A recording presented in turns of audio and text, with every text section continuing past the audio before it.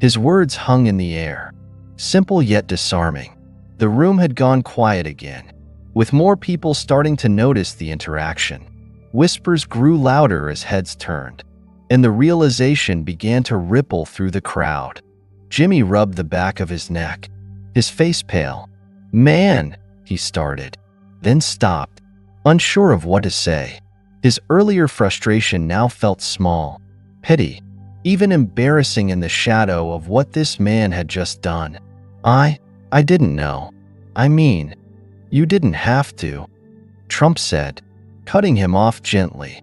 His tone wasn't harsh, but it carried a quiet authority that made Jimmy fall silent. Linda, still clutching the mop, finally found her voice. Why would you come here? Dressed like that? Acting like?" She trailed off. Her cheeks flushed as she realized how judgmental she must have sounded. Trump smiled again, this time softer, almost fatherly. "Sometimes, you need to step into someone else's shoes to understand their world," he said. "It's not about where you come from or what you have.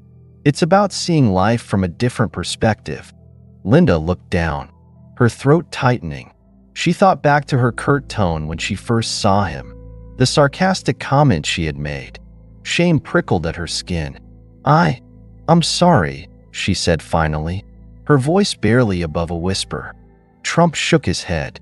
"There's no need for that. I didn't come here for apologies."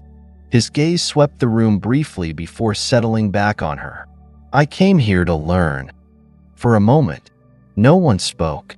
The tension that had filled the room earlier had shifted into something else entirely: reflection, humility, and a quiet awe. It wasn't every day you shared a meal with a man whose name was known around the world, much less saw him risk his life for a child.